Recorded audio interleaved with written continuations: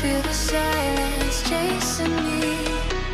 Shadows follow me everywhere I go. Danger's near, I can feel it. Say my name, feel that flame. Welcome to the kill zone. So the Pixel 10 Pro here doesn't really try too hard.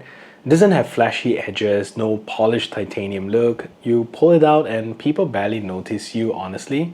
And I kind of like that. Phones like the iPhone 17 Pro is too loud, and you bring them out and everybody knows what you're holding. And the Pixel here feels like the opposite. It's quiet, it's confident, it's premium, but quite chill about it. So this phone weighs in at 207 grams, right in that sweet spot between being solid and comfortable and heavy enough. You get Gorilla Glass Victus 2 on both sides. You get a nice matte finish, aluminum frame here, and it feels durable without being slippery. Everything about it feels more refined this year. Subtle curves, no unnecessary shine, just that minimal Google look. And I've been using this for a while and I don't really baby it, and so far it's holding up better than I expected. So personally, I'm not out chasing sunrises or shooting travel vlogs with this phone, but my day is more like meetings, spreadsheets, messages, photos, and also some videos. And I think this display is excellent for that. You get 6.3 inch of the Super Actual LTPO OLED, 1 to 120Hz adaptive refresh rate. You get HDR here,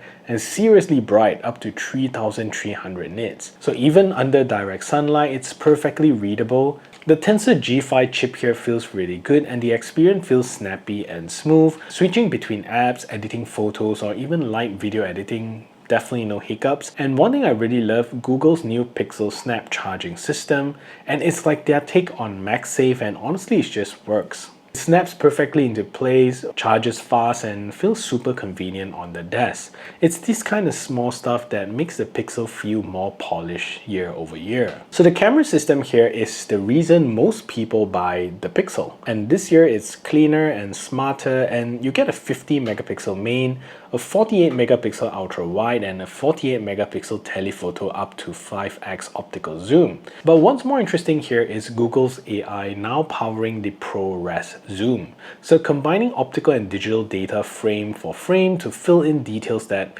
physically shouldn't exist. So this depends to you. It's kind of not magic, but it's kind of like machine learning in action.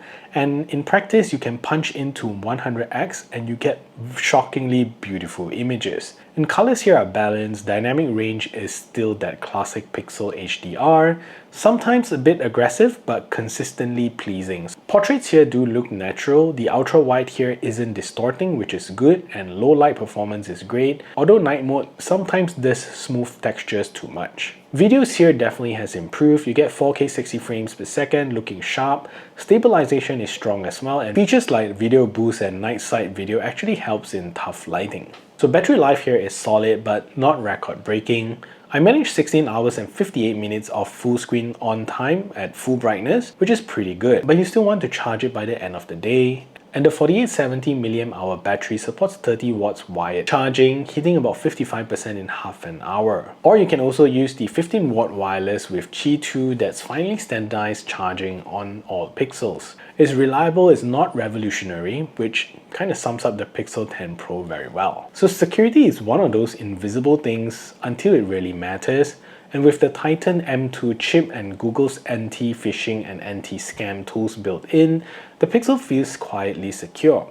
Face unlock and fingerprint are both instant now, so no frustration and no lag. And with 7 years of Android updates, this might outlast half the flagships people buy today. So here's the thing, the Pixel 10 Pro isn't about showing off.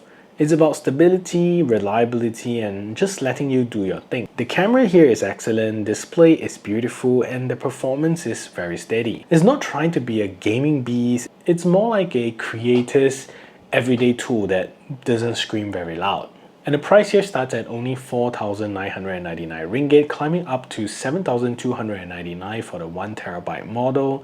It's definitely expensive, but with 7 years of support, it actually makes sense long term.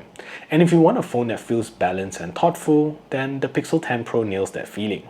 If you enjoyed this video and like what you hear, do subscribe to the channel and like this video. And if you want another video from my channel, click right over here, and I'll see you over at those videos.